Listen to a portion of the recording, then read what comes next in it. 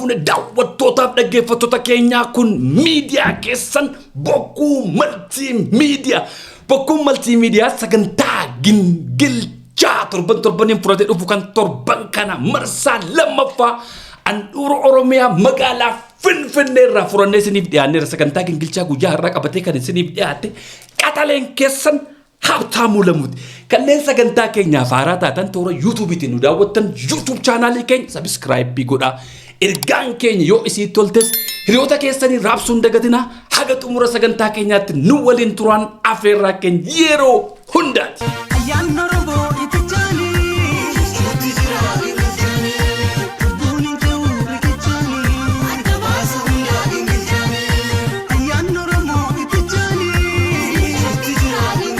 Daawwattootaaf dhaggeeffattoota keenyaa sagantaa Gingilchaa marsaa lammaffaa kan waggaa kanaaf fudhadhee dhufe totoon darbin dura baga jalbultii ayyaana irreechaa bara 2024 ittiin isin ga'e jenna. Hawaasni keenya biyya keessaa biyya ambaatti argamtan ayyaanni irreechaa kan waggaa kana bifa addaatiin kan agartanii hin beekne kan dhageessanii hin beekne kan waggaa darbeerra kan waggaa chaanura darbe waggaa sadan arfan darbe kana caalaa bifa haaraatiin magaalaa Finfinnee keessatti kabajamuuf adeema. Sagantaalee gurguddoo baay'eetu karaa seensisa magaalaa Finfinnee irratti qophaa'ee bulchiinsi magaalaa Finfinnee sirna bareedaadhaan qopheeffatanii isin eegaa jiru. Isinumti gara ayyaanaatti bareedaa nuuf kottaa isiniin jechaa jiru. Ayyaanni bara kana ayyaana seena qabeessa. Waggaan dhufu immoo kana caala. Waggaan achitti aanu immoo kana caala. Jarri kun suuta hojii isaanii hojjechaa jiru. Magaalaan Finfinnee haala bareedaa taateen alaabaa abbaa gadaatiin marfamtee dibicha isiniif qaltee tumaaleessa isiniif qaltee isin simachuuf jirti. Isinumti duwwaan gama ayyaanichaatti nuuf kottaa. Akkuma kanas irreecha ora arsadeetti kabajamus mootummaan naannoo Oromiyaa bifa adda ta'een kan dur dhageessanii hin beenneen magaalaa Bishooftuu keessatti qophaa'ee isin eegaa jira. Sagantaa babbareedaa baay'eetu geggeeffama. Humni qilleensa Itoophiyaas bifa adda ta'een hawaasa isaa simachuudhaaf balbala dur fagootti ilaallee bira darbaa turre amma keessa gallee irreecha ayyaaneffachuuf deemna warra jedhanii qilleensa keessa baladanii biyya keenya eegaa jiranii.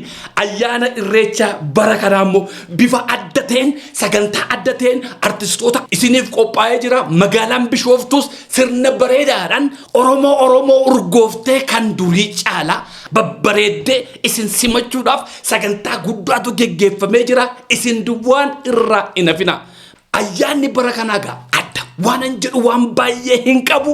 Hunda isaa gaafa ija keessaniin agartan gaafa dhuftanii keessatti hirmaattanii Oromoo urgooftanii Oromoo mi'ooftanii gammaddanii gama qe'ee keessanitti galtan dubbattu. Kanaaf ayyaanni irreechaa bara 2024 bulchiinsi magaalaa Finfinnee bifa adda ta'een sagantaa ajaa'ibaa qopheessee jira. Magaalaa Bishooftuu keessattis bulchiinsi mootummaa naannoo Oromiyaa bulchiinsi magaalaa Bishooftuu humni qilleensa Itoophiyaa waan baay'ee qopheessee isin eegu irraa nafina. Irraa hafuun nama taajjabsiisa. Kanaaf irraa nafina. Waaqayyoon nu waliin haa ta'u. Ayyaana gaarii. Baratuu Gingilchaa.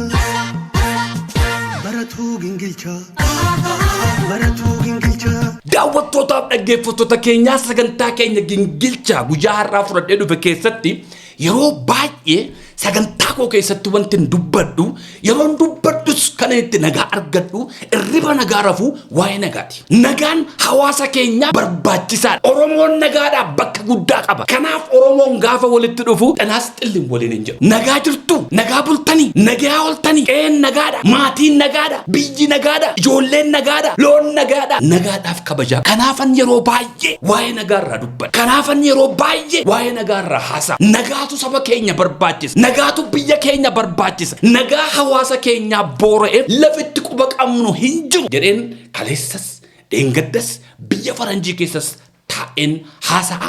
Har'as kanuma naasa nagaa ummata kootiin lallaba nagaa saba kootiin lallaba har'a qeen Oromoo nagaa dhabuusaatiif namni qubatti qabnu hin jiru alagaan qubatti qabnu hin jiru bakki dhanneerra keenya hin jiru rakkoon kun rakkoo kootiif rakkoo keeti rakkoo keenya kanammoo furmaata itti goonee gama nagaatti dhufuun dirqama tokkoon keenyarra jiru kanaafun waa'ee nagaa lallaba kanaafun waa'ee nagaa dubbadha waan Waaqayyo jaallatu waan sabni koo jaallatu nagaadha Oromoo nagaa dhabe akkamittiin nagaa agarsiifnaaf qabsoon nuti keessatti guddan qabsoon nuti keessatti obbarra qabsoon nuti keessatti jiraanne as geenye yeroo hunduma waan tokko lallaba qabsaan ni kufa qabsoon itti fufa qabsaan kufuu hin qabu jedheen dubbadha amma ol fuudhee sagalee koo lallabadhe qabsoon Oromoo dhiiga ijoollee Oromoo baay'ee nyaata qabsoon Oromoo dhiiga ijoollee Oromoo baay'ee lolaasti kun dhaabbachuu qaba qabsoon itti fufaa otoo hin taane qabsoon galma ga'eera qabsaan kana booddee hin kufu dhiigni ijoollee Oromoo kana booddee hin dhangala'u dhiiga ijoollee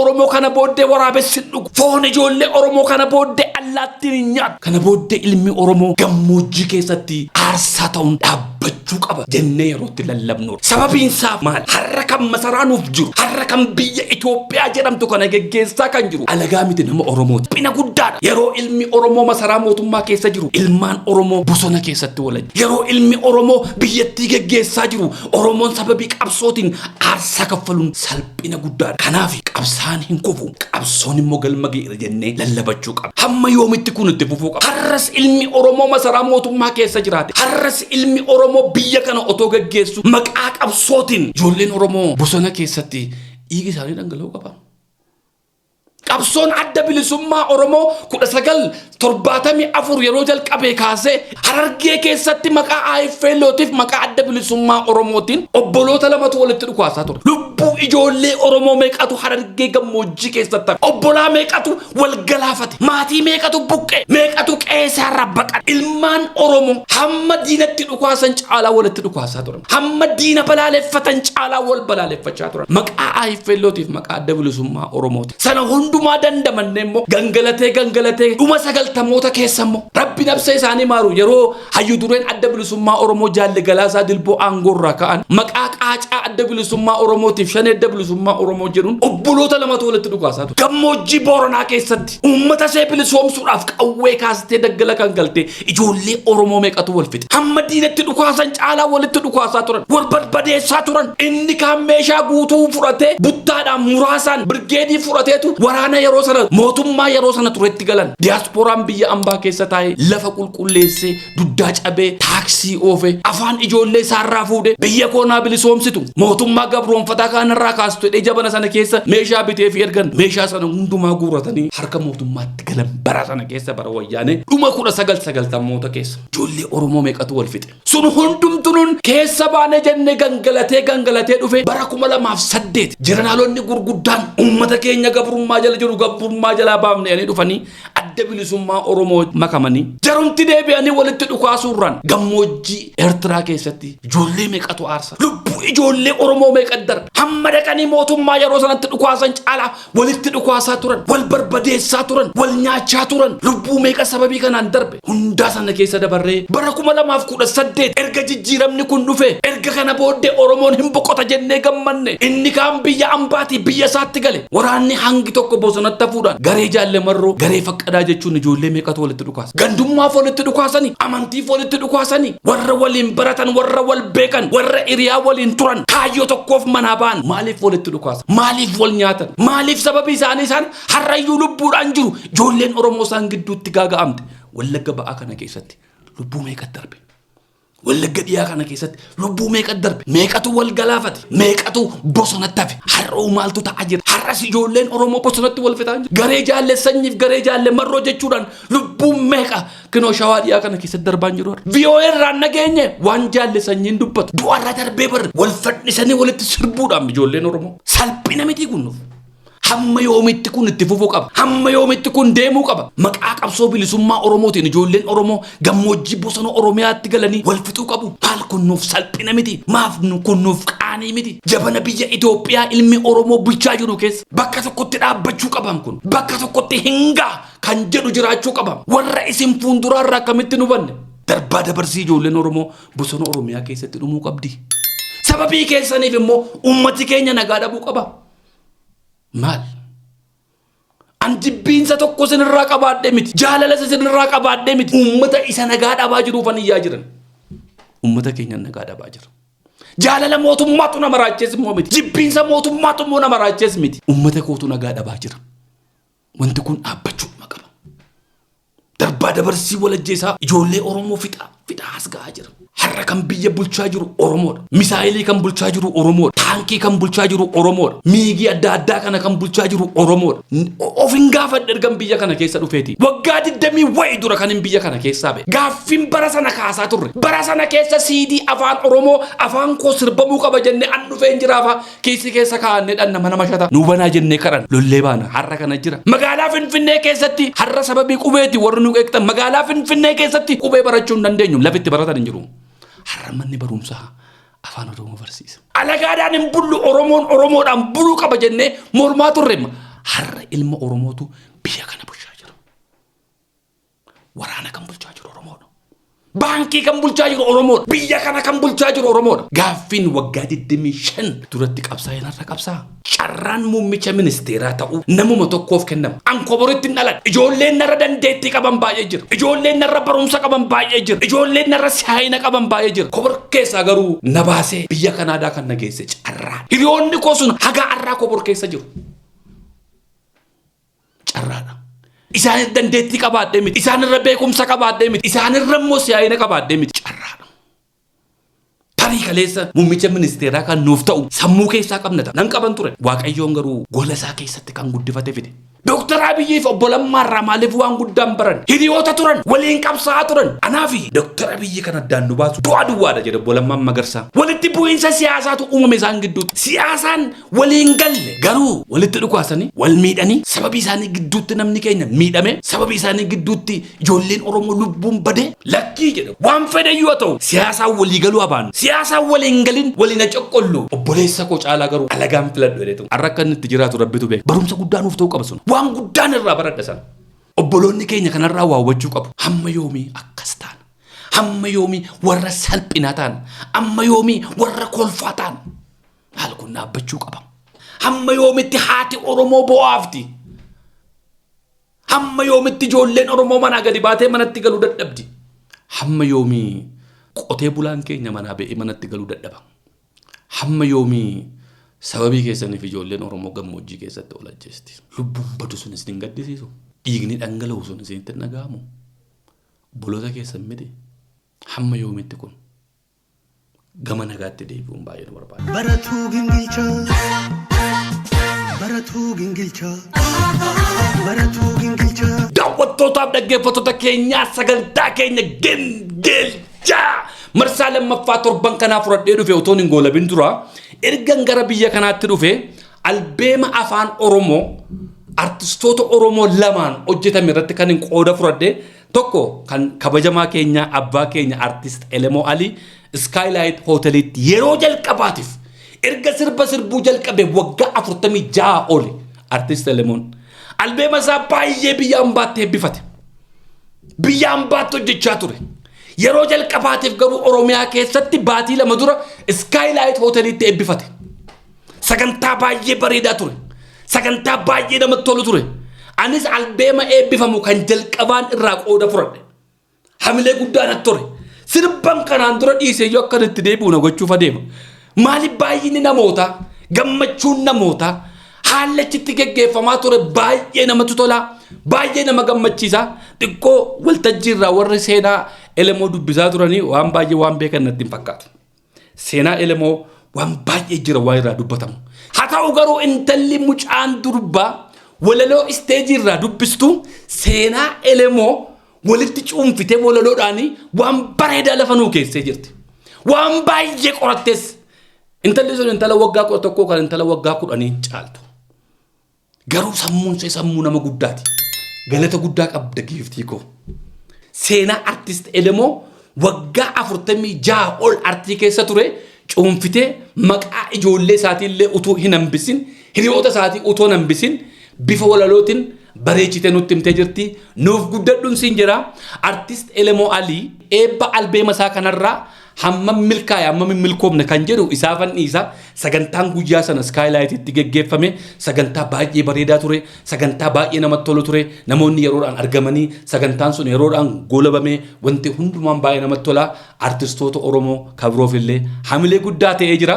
Baratuu Gingilchaa Baratuu Gingilchaa Baratuu Gingilchaa ammas skylight dhumatti eebba albeema Andu'aalam Gosaa torban sadi dura geggeeffame kan Andu'aalamittis baay'een gammade Andu'aalam egaa akkas hin beektanii dargaggeessa ol adeemaadha nama reef artii Oromootti dhufuudha albeemni isaa kunis kan jalqabaati qeenxee gara 3-4 baaseera albeemni isaa kun garuu kan jalqabaati sirba 16 namoonni adda addaa social media irratti komachaa turtan sirboota godinaalee Oromiyaa baay'ee sirbiteettaa sirba Jimmaa akkamittiin sirbinee koomiin isin dhiyeessitanis sirriidhuma yoo hin dhiyaanne ta'e gara fuula duraatti akka inni dhiyeessus abdiidhumaan eenna Andu'aalam Gosaa nama dandeettii addaa qabuudha dandeettii isaa baay'een dinqisiifadha sagalee isaa baay'een dinqisiifadha hojii namoota hojjechaa jirutti gammachuu guddaan irraa qaba guyyaa albeema isaa eebbifamu kanas achitti argameen ture saayitii 10tti nu waamanii sagantaan jalqabee gara saayitii 1 saayitii baay'ee teenya eegaa turre namoonni baay'een nuffanii gara qe'ee isaaniitti deebi'aniiru garuu hawaasni keenya guutuutu achitti argame sound systemiin stage irra akkaataa itti picture mana sana keessatti maxxanfame everything baay'ee namatti tola baay'ee nama gammachiisa guddaan irraa gammade lammaffaa kooti kun kan artist Elemoo ta'ane kan Andu'aalam dhaquu kooti konsertiin afaan Oromoo yeroo baay'ee sound systemii rakkoo qaba ture kan Andu'aalam keessatti nagarra baay'ee namatti tola ture baay'ee nama gammachiisa ture namoota baay'ees Andu'aalam waltajjii irratti ol baasee warra albeema kana keessatti qooda fudhatan jedhus badhaasa kennaafi ture namoonni Andu'aalam keessa hambisanis jiru maaliif ta'e kun Andu'aalam maaliif namoota keessa hambise warra albeema kana keessatti qooda fudhatan jedhu ofii kooti jettee osoo hin taane anis kan hin beeku Andu'aalamis kan beeku albeema isaa kana keessatti namoonni baay'een waan Andu'aalam maxxansaa ture jalatti dhaqanii kan ilaalanii kanoo akkuma asirratti argaa jirtan kana warri muuziqaa taphatan warra kana Abagaasfaa Mikiifaa ijoollee adda addaati albeema Andu'aalam kana keessatti yoo xiqqaate sirba 6 ol kan taphate garuu Daawit Taaddasaa as keessa hin jiru maaliif keessa hafe rakkoon Andu'aalam jira boo Daawit bira jira sirboota Daawit anatu qindeesse naan jedhan Daawititti bilbilee qaamaan wal argee dhaggeeffadheera sirba Daawit qindeesse xiqqoo seerraa jijjiiramee bakka biraatti dalagame kuni isa Daawit hojjetee Yeah guys reggae yetta gadan tasiyais dola mago saraga begotes tabono batiana yetta dotais Deva vibe yeah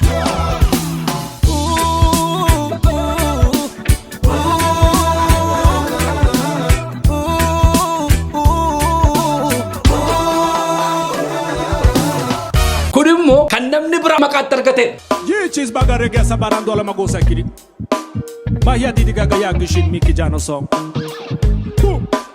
Rika must make the mom galu snarabe Angara yadago Angara yadago kuni isa Daawit hojjetee Ardirana barbaduf jarrako dinar kujilalef nafkenire ko situ bekakanko kunimmo kan namni bira maqaatti argate Ardirana barbaduf jarrako dinar kujilalef kuni isa Daawit hojjetee molalo jirenya kessa togu abai jira gamade gambachu komo antifira kunimmo kan namni bira maqaatti argate jirenya kessa togu abai jira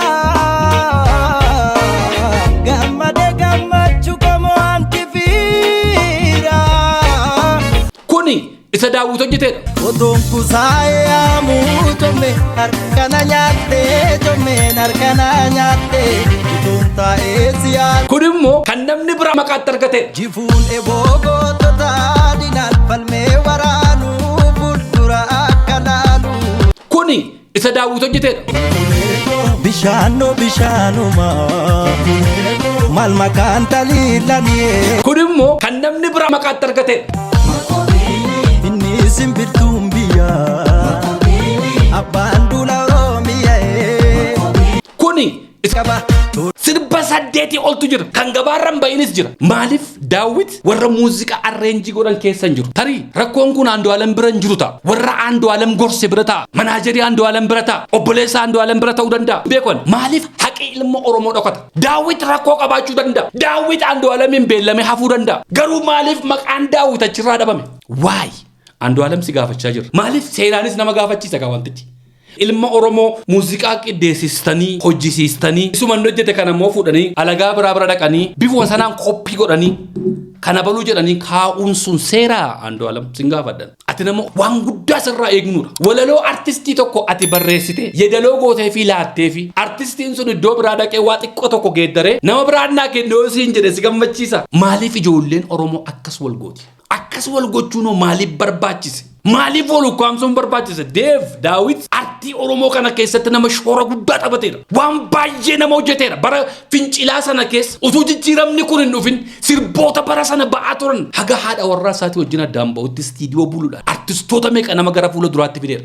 Shoora inni artii Oromoo keessatti taphate salphaa miti. Maaliif garuu akka godhame? Waay aandu si gaafadha. Deebii isaa sirraa eenna. Maaliif wantichi seeraanis nama gaafachiisa gaa? Muuziqaa namni tokko asii qindeesse muuziqaa nama sanaa fuudhanii dhaqanii iddoo biraatti koppii godhanii maqaa nama biraa sanarra kaa'anii gallakkisuun seeraa. Waay Oromoon akkas wal gochuun maaliif barbaachise? Wal xiqqeessuun maaliif barbaachise? Kireeditii wal dhawuun maaliif barbaachise? Injifannoo wal saamuun maaliif barbaachise? Maaliif? Waay gaaffisitti ta'u. Haqa ijoollee Oromoo ukkaamsanii bira darbuun gaarii miti. Qindeessaa muuziqaa hin qabnu barakka Oromooti xiqqoo qabnaam. Yoo baay'ate nama 10 qabnaam. Uummata miliyoonii 60 kanaaf qindeessaa muuziqaa xiqqaate nama 10 qabnaam. Artistii nama 1000 qabnaam. Dandeettii warra qaban nama 1000 qabnaam. Warruma 10 qabnu kanoo maaliif acuun? Waay akkas wal gochuun maaf barbaachise? Wal ukkaamsuu, wal maal gochuu, wal cuucuun kun hawaasa keenya keessa dhaabbachuu qaba. Haqa ijoollee Oromoo eeguufii qabna. Keessumatti warri muuziqaa taphatanii Abbuufaan, Rabbi nabsee isaa maaru, Mulgeetaa Baateefaa, Daawit faan, Ibraahim faan dadhabbii baay'ee qabu. We have to support them. Halkanii guyyaa hojjetu. Ani isa bira yoon sirba sirbuu dhaqee daqiiqaa 5 dhaqee sagalee galee deemam. Inni garuu sirba an daqiiqaa 5 sirbe kana guyyaa 5 irribatti dhabam. Guyyaa 5 itti dadhabam. Kompiitara gubbaa akkasittiin gaccabdee guyyaa 5f taa'uun salphaa miti. Akkamittiin nama akkasii kireeditii dhawwannare? Yoo ijoollee qabaate ijoollee isaa bakka itti dhiise. Haadha warraa qabaate haadha warraa isaa bakka itti dhiise. Maatii yoo qabaate maatii isaa bakka itti dhiise. Artii jala akkasittiin taa'u. Kompiitara jala taa'anii hojjetu. Namoota akkasii jajjabeessuu qabna malee kireeditii dhowwannee hamileen isaanii akka cabu mooraaliin isaanii akka gadi bu'u. Akka kana booddee artistoota biraatiif hojiin hojjenne gochuu qabna. Maaf waliin jajjabeessuun? Gara fuulduraatti Andu'aalem irraa deebinee qaba. Baratuu Gingilchaa Baratuu Gingilchaa Baratuu Gingilchaa Daawwattootaaf dhaggeeffattoota keenyaa sagantaa Gingilchaa marsaa lammaffaa guyyaa irraa furannee dhufne asuma irratti goolamnee jirra. Torban ergaa biraan hamma walitti deebinutti nagaa waaqayyoon nuuf turaa jecha YouTube chaanaalii keenya subscribe godhaa. Waan isin gingilfamoo jiraatis nutti achiis ergaa isiniin jenna. Torban ergaa biraan hamma walitti deebinutti nagaa waaqayyoon nuuf jiraadha.